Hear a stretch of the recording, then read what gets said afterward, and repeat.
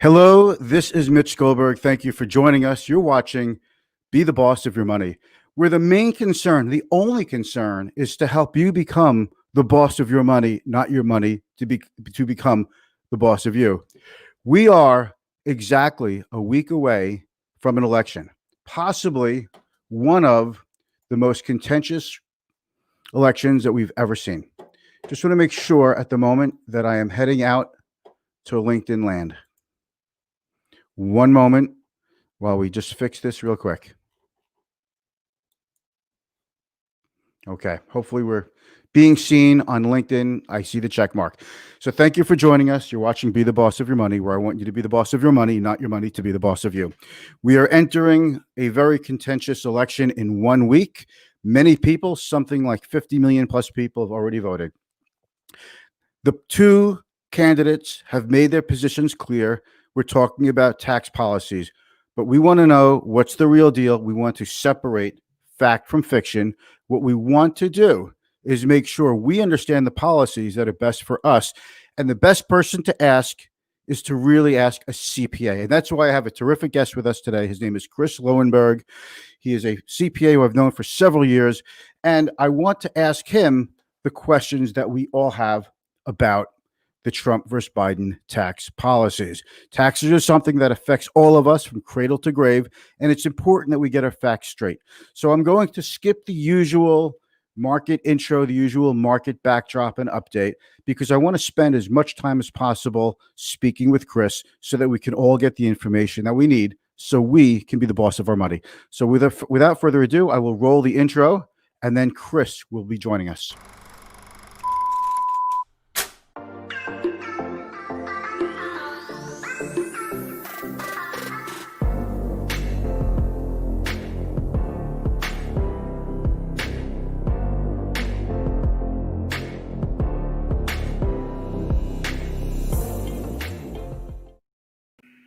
Hey there, Chris. So nice to see you.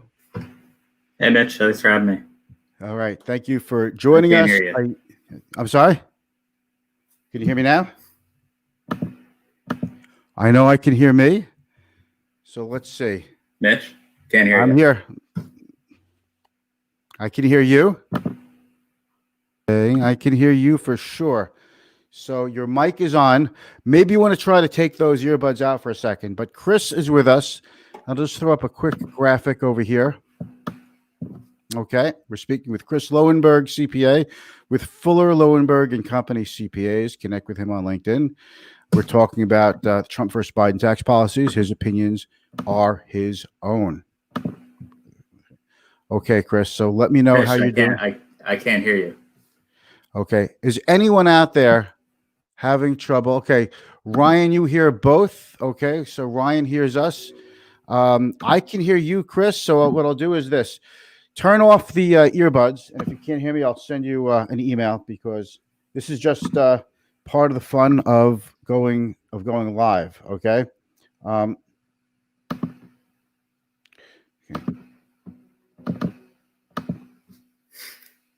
Take off the earbuds. Okay. How about now?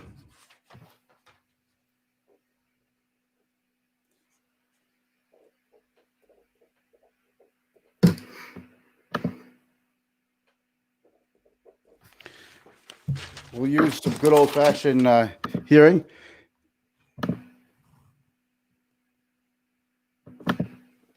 How about now? Can you hear me at all? Yeah. Yes, I hear you fine. Can you hear me? Okay. Yeah. Okay, we're good. Okay, sorry about that, folks. Yeah. This is part of the fun of going live. It's still a little primitive, the technology, and going live sometimes over the airwaves of Facebook and LinkedIn and YouTube, but we are here. Thank you, Mac. Thank you, Ryan. I really appreciate your help. Mac is out there as well, yeah, and he hears us both. Okay. So without further ado, Chris, thank you so much for joining us. You and I have known each other for a pretty long time, and I remember the outstanding job you did in a number of Zoom calls we were on about the PPP loans and acquiring those, paying them back or getting them forgiven, et cetera. And now we're all the way up to tax policies. The presidential election is 1 week away. So what I want to ask you first of all is this: regarding the Trump versus Biden tax policies, what are the key differences? Well, Trump's tax policy has been in place for about 2 years now. I haven't really heard anything new. I mean, he's mentioned another middle-class tax cut, but there's been no details whatsoever on that. Really, all we have is to contrast Biden's new plan with the Tax Cuts and Jobs Act, which has been in place for about 3 years now. So right, and that's President Trump's signature policy achievement so far. Mm-hmm. Yeah, and that it was your normal thing that you heard. They did away with the SALT tax, increased the standard deduction.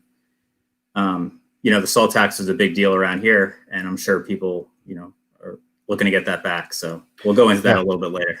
We know a lot of people who would like to get that back, but I see a lot of contentious. I see a lot of contentious posts on social media, and I see a lot of information going around. Get ready. This is going to cost you this, or this is going to cost you that. And, one of them, I took a screenshot. The names will remain secret to protect the innocent. But one of them that I saw, and you and I were both in on, was a comment that basically said, I would strongly recommend that voters go to the Biden-Harris website, and basically said families earning $50,000 or more will have their taxes raised by $7,800 over a 10-year period, and there's going to be a $750 a year loss from repealing the Trump middle-class tax cuts. They also want to tax your 401k and IRAs, and there's just a whole bunch of things going on. So, what is the deal? Is the middle class about to see a tax increase?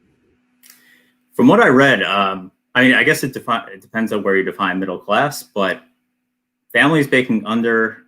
Biden likes to use 400,000, but right, the $400,000 figure. Mm-hmm. So everybody's worried about that increase of the top tax rate to 39.6% or so, which is where it was prior to the Tax Cuts and Jobs Act. But that rate only goes into effect if you're a family. That rate goes into effect for every dollar you earn over almost 630,000. So we're talking about a high threshold here for that tax rate to come into effect, and that's not. If you earn $1 more than that, that doesn't mean you pay, the top rate on your entire income. It just means every dollar amount. Right. It's the top marginal. It's the top marginal rate. And according to Biden, he doesn't plan on changing any of the lower tax brackets. So that's the only thing that would change. So, I can get into where he's coming up with that 400,000, I think. But that really only one place where that comes up. And I can get into that now. What is the hullabaloo about the $400,000 income?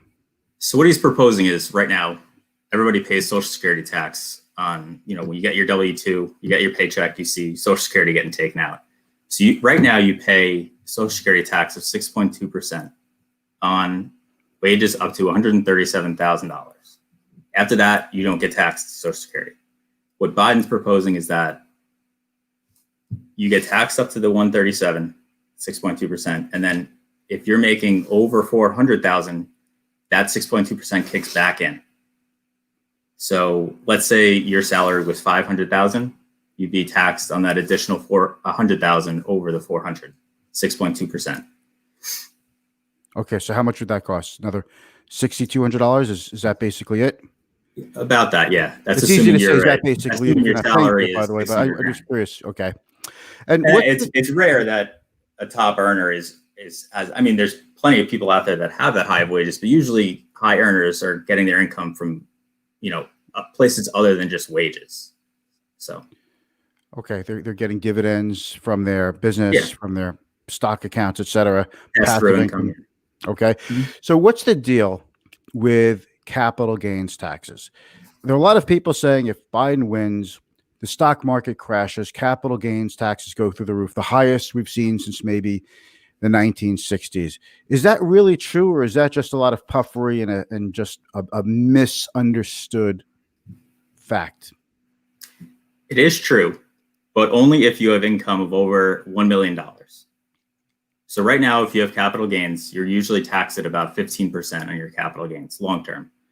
Under Biden, if you make over $1 million, and there's no details here over what he means by whether that's single, married, filing joint, or anything like that. There's not a lot of detail, but for taxpayers making over 1 million, you'd be paying that top 39.6% rate on your capital gains, as opposed to 20% with the Trump tax plan. Is that on all of the capital gains as it stands now, or?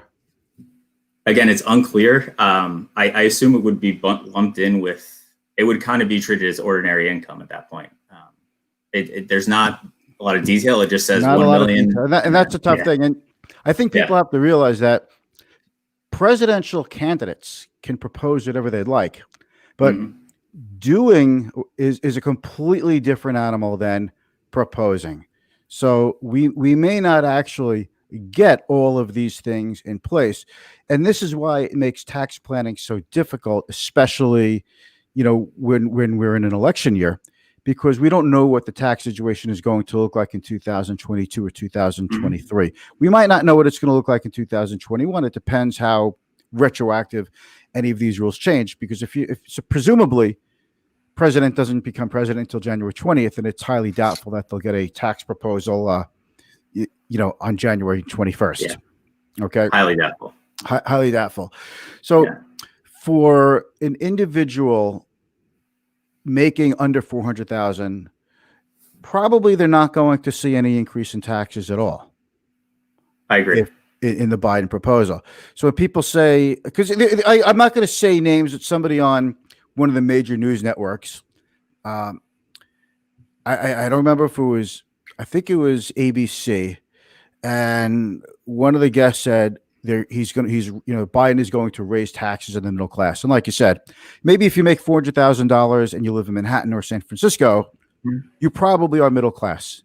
But I would say most of the country, you're doing pretty well at that particular income level.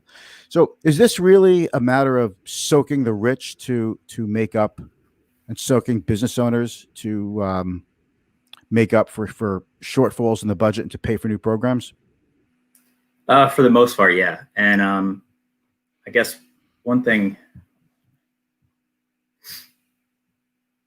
there are actually a lot of new tax credits that would definitely benefit the middle class and lower income families, and I can get into that as well.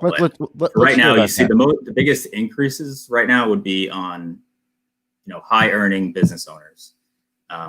The only corporate tax rate change they are enacting was raising the rate from 21% to 28%. That's on corporations. Previously, prior to the Trump tax cut, it was 35%. So it's not as bad, but still it's about a 7% increase on. And when you hear people talk about everybody's taxes are going to go up, a lot of these studies take into account corporations lowering the wages of employees based on the higher tax rates. And then those studies are calculating less take-home pay over time, regardless of whether they got a tax increase or not. So if you really dig into some of these studies, it's economists projecting how the economy is going to go based off of Biden's tax cuts. So, right. We all know how it's not my. We all know how good economists are at projecting 10 years out. I mean, they're not too good at 1 year out, let alone 10 years out. I'll leave that up to you. Okay, we'll leave that up to me. Who else is out there? Gary is out there. Hey, buddy, nice to see you. Thank you so much for joining us. By the way, I'd like to welcome everybody to this episode of Be the Boss of Your Money. If you have any questions, we would love to answer them, or I should say Chris would love to answer them in the questions, in the comments rather. So ask in the comments, and if you're watching this in the replay, welcome to you as well. Hit us up with your questions, and we will both definitely see them, whether you are in the watching the live stream or the replay. We have a question, and by the way, folks, the questions from you really is the best content. That is the best part of what we do here. So I'm going to post this up, and this is from a mutual friend from Michelle. What about Biden wanting time reverse Trump tax cuts, the $2,500 stimulus he gave to the middle class? I'm not really sure what you mean. You mean he wants to make it retroactive and take back money that was given out this year? Okay, Yeah, I so assume that's the will that no. take away from families?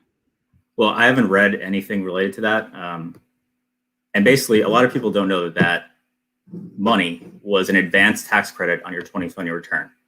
So everybody got that money if you were under a certain threshold based off of your 2019 income. Now, let's say in 2019 you made too much money, you didn't get any of that, but you lost your job due to the pandemic in 2020. If your wages go dip below that threshold, and I don't know it off the top of my head, you're going to get that credit on your 2020 tax return, actually. So Okay. let's say you didn't get the 2,400, you're going to get it. And that wasn't a tax cut; that was more of a stimulus payment. And there's a hope that, I would hope that another round's going to come out soon. But I mean, who knows about that? But I haven't read anything about taking that back. We talk about stimulus nonstop on Be the Boss of Your Money, because up until this week, that was the number one topic. The COVID cases have taken over everything, and certainly, the election, we're just a week away. But I highly doubt we're going to get a stimulus package before the election. We'll probably have to wait until for the next administration, whomever is in the White House. But I don't expect to see anything now. This is one of the reasons why the stock market is holding up, because if you don't get it now, investors are expecting it in a few months anyway. I'm not saying this is good for the public. This is terrible for somebody who lost their job and needs a stimulus, which is why so many people are so upset with Congress just dithering away and not getting a stimulus package passed. And now they're on recess. But Michelle here, good question here from Michelle, another one or comment. He said he wants to reverse the Trump tax cuts. Have you seen anything about that from the Biden proposal? I have not. I heard something about limiting itemized deductions, but that's not really related to that. If you're talking about the $2,400, there's no way that Biden is going to take that back from people that got it this year. I just can't see that ever happening. Especially, people that don't make any money got that check. So that money's gone. Pull that back from there's no way that's coming back. Okay, Michelle, thank you very much, by the way, for asking. Michelle is a very good friend and a wonderful person. Yeah. So I just want to clear up some facts from fiction. And I'm seeing a lot of this. And some people, like you see these memes, and one of them was going around Facebook, and Facebook put a fact check warning on it, where people were saying that, congratulations, you sell your house, you're going to have to pay 40% tax on it. And everything I've read is that that is the furthest thing from the truth. But I probably don't know as much about this as you. So what is the deal with the tax exclusions and the one-time, et cetera, for a house? Right. So I saw that same thing on Facebook, and basically that would only come into effect. So let's say you sell your primary residence right now. If you're married, you get a $500,000 exclusion on any gain on that house. So you bought your house for $100,000, you sell it for $400,000, you pay no tax. Right. You've used that $400,000 of your lifetime exclusion. You can do that throughout your life, as long as it's your primary residence. Right. I haven't read anything that Biden is going to do away with that. The only way you'd be paying 40% on the sale of your home is if you were already making over $1 million, and the gain, including a gain that was well over the $1 million. Meaning you use your $500,000 exclusion, you had a $1.5 million gain on your residence. Yes, you could be subject to 40% tax. But from what I've read, those exemptions will still remain in place. So you'd still get a $500,000, exemption on any gain of sale, and that's primary residence, not a vacation home, not anything rental property. The Tax Cuts and Jobs Act did away with that anyway, already. Right.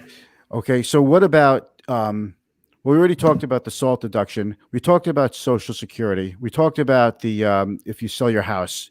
Okay. What about for estate planning? This is another one that's a biggie. Right now, if somebody has, let's say, your parents bought $100,000 worth of a stock, and now that stock is worth $1 million. Parents pass away, they leave it to a child. The child now has $1 million worth of stock, and that's their cost basis is $1 million. So they have a step up in cost basis.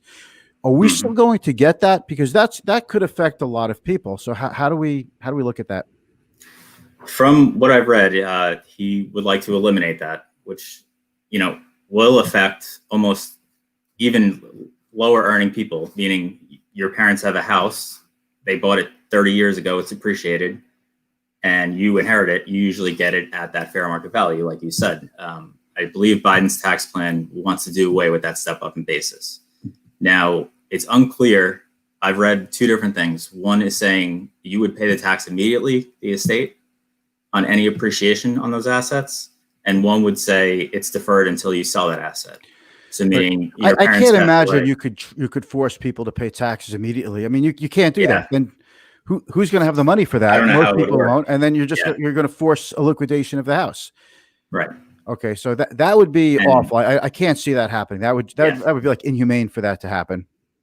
Okay. And if you truly are worried about that, and your family has a lot of appreciated assets, I would consult someone like me or any of your tax advisor and consider doing gifting and stuff like that, and estate planning. And that's the biggest thing with this tax plan. I think that would be affected is estate planning. Do people have time to do this, or do they have to do this, before the next inauguration day? I mean, you would have to assume that this tax plan would get put in place next year. If you're operating under that assumption, then you'd have until 12/31 to do it. You don't really have a lot of time to make, and these are big changes. I mean, these are to call up an attorney and to get all these things done so quickly. It's a pretty big deal. You're not the only one calling the attorney, so that is a very, very big deal.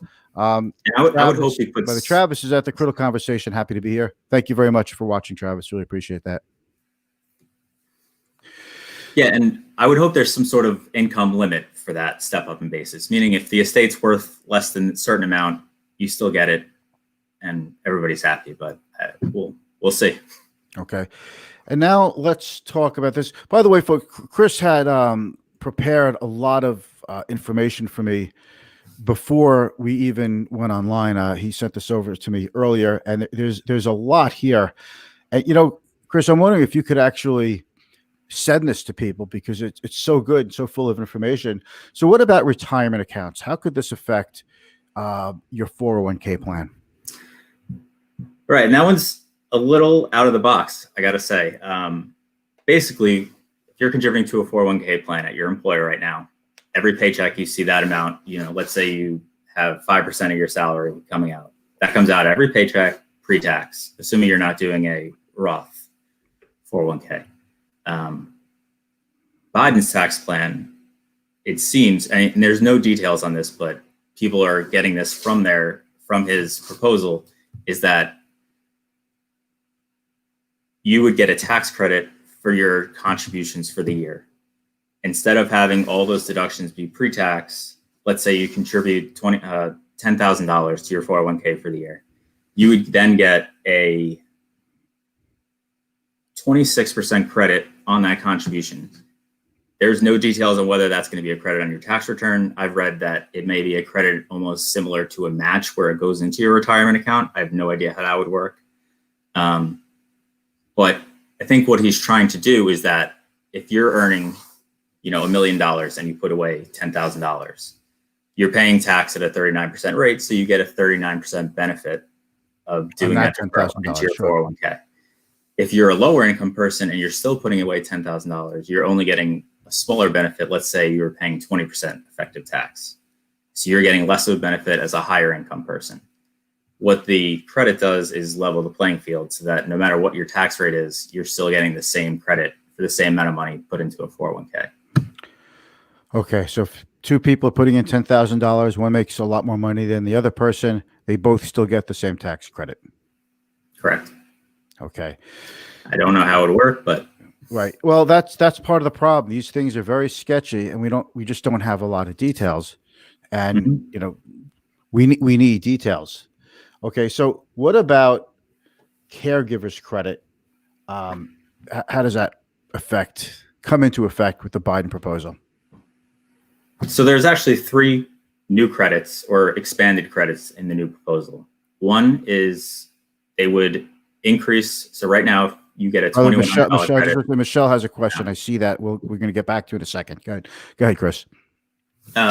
So first he wants to expand the child and dependent care credit. So right now, if you make under a certain income threshold, you get a $2,100 credit for each child under the age of 17. right? What Biden wants to do is expand that amount to, if you're making under $400,000, you would increase that credit to $3,000 per child, plus a $600 bonus if that child is under 6 years old. So we're talking about a $1,600. Let's say you had 2 kids under 6. It's about a $3,200 tax cut. You get a $3,200 bigger credit, and he's making it He's making it refundable too. So even if you don't pay any income tax, you're still getting the cash. Right. Okay. The next, Michelle has a question, and she's asking a great question. So I really appreciate that, Michelle. What if the parent puts children's names on the deed of the house? Would that still apply? that's a great question. It would depend on what happened at the point of sale. Did you put them on after you purchased the home? Because that would be a gift.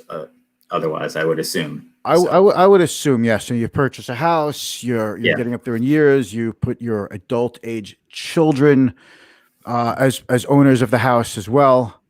And this way, the hope is that it just, maybe they make it joint with rights of survivorship or something, right, and the house passes to the children, no probate, nothing like that, and very clean, and hopefully no tax implications. I would think that's what people do. Yeah. Whether or not they should or not is a different story. And let's say you wanted to gift your current house to your children, you can do so tax-free. Right now, the limit is about 11.5 million per individual. So about 23 million for a married couple. Biden wants to decrease that limitation to, 3.5 million per person, so 7 million per couple.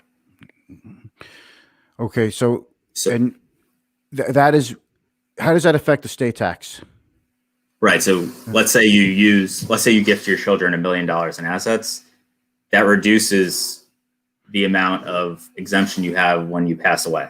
Right. So now it's a lifetime exemption, so it eats away at your estate limitation. Right. Well, you could give with warm hands or give with cold hands, as they say, right? Like I said, if you are a wealthy individual and you think that limit's going to go down, I mean, it changes with every administration. There was one point where there was no estate tax. I mean, it's constantly changing. But if you're worried that maybe you want to gift a large amount of your estate by the end of the year, again, if you're that wealthy, you usually have advisors already doing estate planning for you. I would hope so. Sure. Yes. Not. The story is the owner of the Miami Dolphins. Forget his name, but Stephen Ross, right? Right. The family had to sell the stadium because they had 9 months to pay the estate taxes, and they were just well over $100 million, and the family had 9 months to do so, and they had to sell the stadium in a fire sale in order to raise the money to pay the estate tax, because the family was so wealthy, but they didn't have an estate plan. Look, that's why I should always do estate planning. Right. We have an example recently. The terrific actor who played Black Panther. Oh, folks, you know who I'm talking about. Yeah.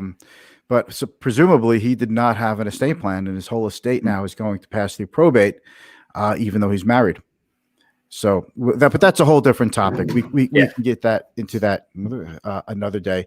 So is there anything else that we need to know that comes to mind that you see in your clientele? Let's talk, let's just real quick address business owners and corporate taxes. So how do we change this? How could things change for a business owner? I mean, you mentioned S Corp and pass through, et cetera.